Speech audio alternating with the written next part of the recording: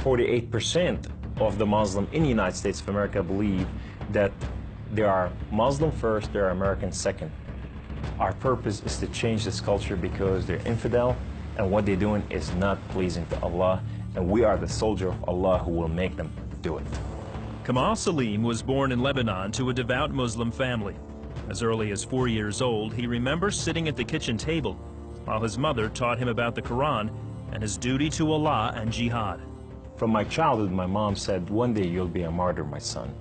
You will die for the sake of Allah and you will exalt Islam. She said, if you kill a Jew, my son, your hand will light up before the throne of Allah, and the host of heaven will celebrate what you have done. Kamal was 7 when his parents sent him to Muslim training camps to learn to use weapons and engage and kill the enemy. The boys were also taught another, more subtle form of warfare. We were training for what's called culture jihad, which is shifting cultures. Culture jihad is, it's unlike the sword, unlike the rifle, it is the jihad that will come into your world. By his 20s, Kamal was chosen to wage cultural jihad on America. In Islam, liberty, freedom, monarchy, all these are idols, and these must be brought down. So the liberty that you have in the United States of America, it's anti-Islam. You know, so America must be changed. So I moved to the Bible Belt specifically. The Bible Belt was the strongest of strongest. That's where the stout Christians are. And I want to take on the best of the best because I considered myself as a sword of Islam. I thought I'm anointed, I'm unique, I'm selected. I'm coming to a country and a culture to change it, and I have the power of Allah with me. In the early 1980s, Kamal entrenched himself in a small Midwestern town. He began targeting men from poorer neighborhoods to recruit them to the Muslim faith. But one afternoon, his life would be in the hands of those he hated the most. I was going from one place to another to do a recruitment, and that day I had a car wreck. The car wreck was so severe, I ejected out of my car, landed on my neck, broke my neck in 2 places. This man came running to me, and he said, don't worry. We're going to take care of you, and everything's going to be all right. The ambulance came and picked me up, and now I go to the hospital. The orthopedic surgeon in the emergency room looked at my chart, and he just said, son, we are going to take care of you, and everything's going to be all right. The second day, I wake up in the hospital, and this physical therapy, head of physical therapy, came and read my chart, and he turned around and he said the same thing, word for word. We are going to take care of you. At first, Kamal was frightened by their words, because these men were all Christians.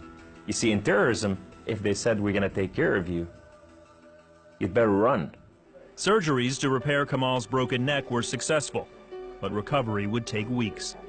After being discharged from the hospital, he would need someone to care for him while he recuperated. Kamal had no one, so the orthopedic surgeon opened up his own home to this stranger. In his home, they put me in the choicest room, in the most beautiful thing. I became like part of their family. They didn't see me any different, and now they have a basket set for Kamal. They put in money to free my bills from the hospitals. Kamal was overwhelmed with the outpouring of Christian love. As he recovered, he began to help out around the house with cooking and cleaning. They have Jewish friends, they came from Israel, that they support, you know. And now I'm hugging Israelis and I'm cooking for Jews. I'm going, what has happened to me? When Kamal was able to take care of himself and return to his apartment, the doctor had another surprise for him. He said, this is the keys to the house, and here's an extra key. This is your new car. We just want to bless you. You can come anytime you want. So I go to my home, and I go to my cold place that I haven't been there in months, and dust is this thick. And I just gotta settle this issue with my God to know that if it's real or not. So I walk inside, I shut the door, I go right in the eastern window, and I fall on my knees, and I put my hands to the heavens, and I cry up to my God. Allah, Allah, my Lord and my King, why have you done such a thing to me? I'm okay with the car wreck. I'm okay with all this, but why did you put me among Christians? I'm confused. These Christians and Jews, they're good people. There's nothing wrong with them. They don't want to kill us. They're not the same thing that I learned about them. Allah, these people have relationship with their God. These people, they cry out to the God and they answer them. I want to hear your voice. I want to hear you love me. If you're real, speak to me. I want to hear your voice. So guess what Allah said that day? Absolutely nothing. Kamal felt that because he questioned his faith, the honorable thing to do was to end his own life. So I went to reach out my guns and put it in the right place and clock out. I heard the voice. The voice knew me by name. He said, Kamal, Kamal, Kamal, why don't you call on God of Father Abraham and Isaac and Jacob? And now I fell on my knees and I put my hands to the heavens immediately as I heard the voice, and I cried out with every fiber within me, God the Father Abraham, if you are real, would you speak to me? God the Father Abraham, if you are real, I want to know you. Well, God the Father Abraham came to the room, and he filled the room with his glory, and his name was Yahweh. The Lord is one. In his hand, he has holes in his hand. He has holes in his feet. His name is Jesus. I said to him, who are you, my Lord? Who are you? He said, I am that I am. I said, I'm a simple man with a simple mind. What is that supposed to mean? He said, I am the Alpha. I am the Omega. I am the beginning. I am the end. I am everything that is in between. I have known you before I formed the foundation of the earth. I have loved you before I formed you in your mother womb. Rise up. Rise up, come on. Kum. You are my warrior. You are not their warrior. And I said to him, I said, my Lord, I will live and die for you. He said, do not die for me.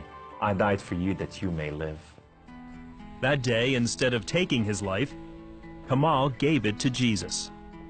He now has a new mission and travels the country challenging Muslims to question their allegiance to Allah. My heart desire is to reach out for my brothers and sisters, the Muslim out there, 1.5 billion Muslim, that they are living out there and they have not tasted the freedom, and that freedom in God. It's been over 20 years since Kamal left the Islamic faith, and even threats of violence and death cannot stop him from sharing his story. He is real. You know, and if you never experienced God before in your life, if you never tasted God, and if you think you got nothing to lose, when you're sitting in your home, whether you're a Muslim or a non-Muslim or a non-Christian or whatever you are, say, call on God of Father Abraham and Isaac and Jacob, and say, if you are real, speak to me, I want to hear your voice.